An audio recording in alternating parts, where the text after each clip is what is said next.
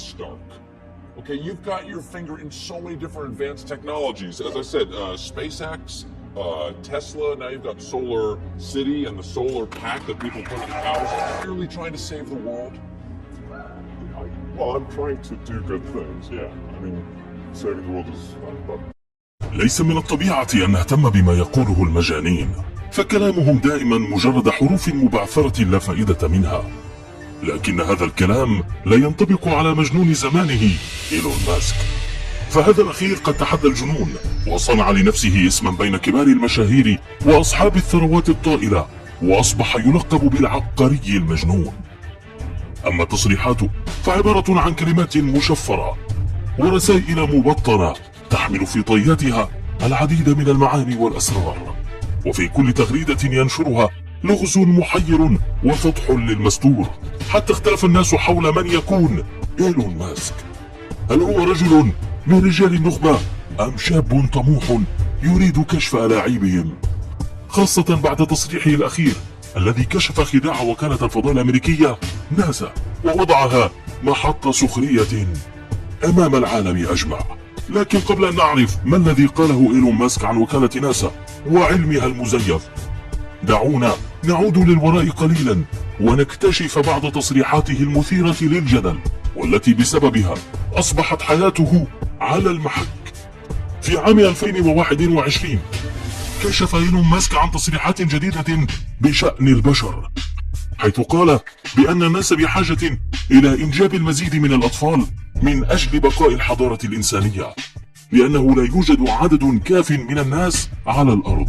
وأكد إيلون ماسك أن عددا لا يحصى من الناس بما في ذلك الأشخاص الأذكياء يعتقدون أن هناك الكثير من الناس في العالم، ويعتقدون أن السكان ينمون خارج نطاق السيطرة، بينما الأمر عكس ذلك تماما. فأكبر المخاطر التي تواجهها الحضارة البشرية هو معدل المواليد المنخفض ومعدل المواليد المتدهور بسرعة. كما حذر ماسك الجميع قائلا: ضع علامة على كلامي هذا أنه إذا لم ينجب الناس المزيد من الأطفال فإن الحضارة ستنهار. العجيب في الأمر يا أصدقائي أننا على وسائل التواصل الاجتماعي ووسائل الإعلام بمختلفها نسمع باستمرار بأن عدد البشر على الأرض ازداد بشكل كبير لدرجة أن الأرض لن تحملنا.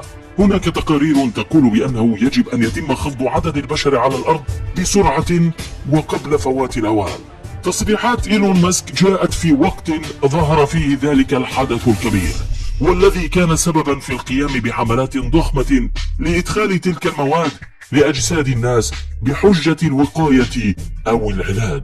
بعد ذلك شهد العالم وفيات كثيرة تم إخفاء حقيقتها، لكن إيلون ماسك أراد كشف الحقيقة وإخبار الناس بأن الأمور عكس ما يعتقدون، فالبشر في انخفاض كبير وليس في ازدياد، حتى أنه قدم للعالم مثالا مرعبا حول المعضلة التي تعيشها اليابان، وأكد أنه ما لم يتغير شيء ما يؤدي إلى تجاوز معدل المواليد لمعدل الوفيات، فإن اليابان ستتوقف في النهاية عن التواجد، وستكون هذه خسارة كبيرة للعالم.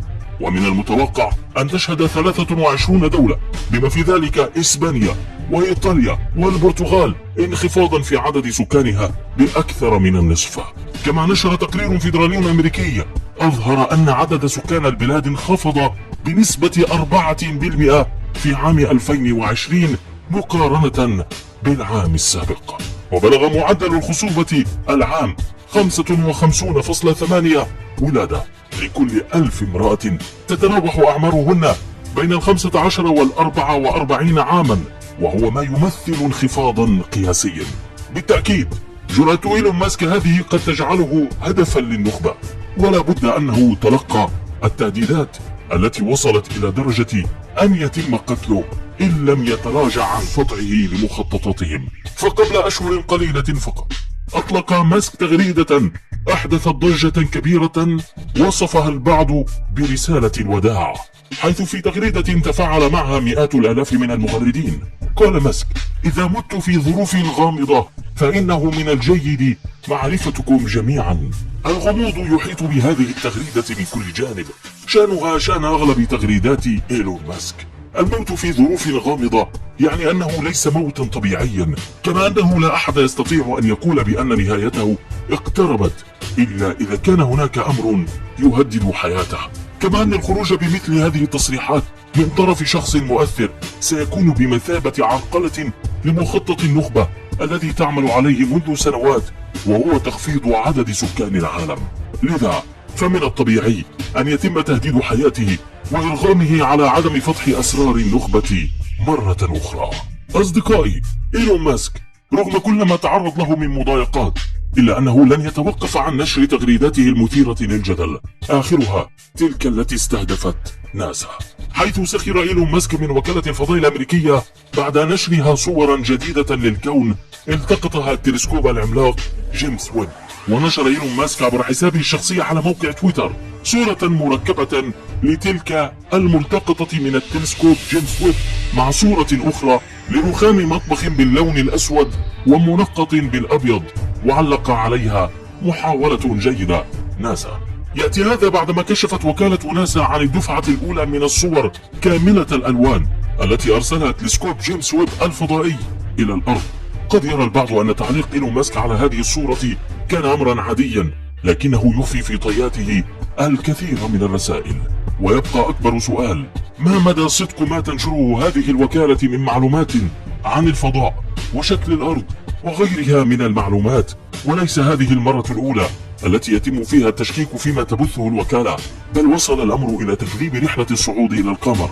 إيلون ماسك ربما يعرف حقائق أكبر عن ناسا، لكن بالتأكيد هو نفسه ينشط في مجال الفضاء، ولا يمكن التكهن بما يريد إيصاله بتلك التغريدة. هل هي في إطار المنافسة كما تفعل شركة السيارات مرسيدس وبي ام دبليو، أم أن لها مغزى آخر؟ إلى هنا انتهت حلقتنا، ولكن لم تنتهي لقاءاتنا. انتظرونا في الحلقة القادمة. إلى اللقاء.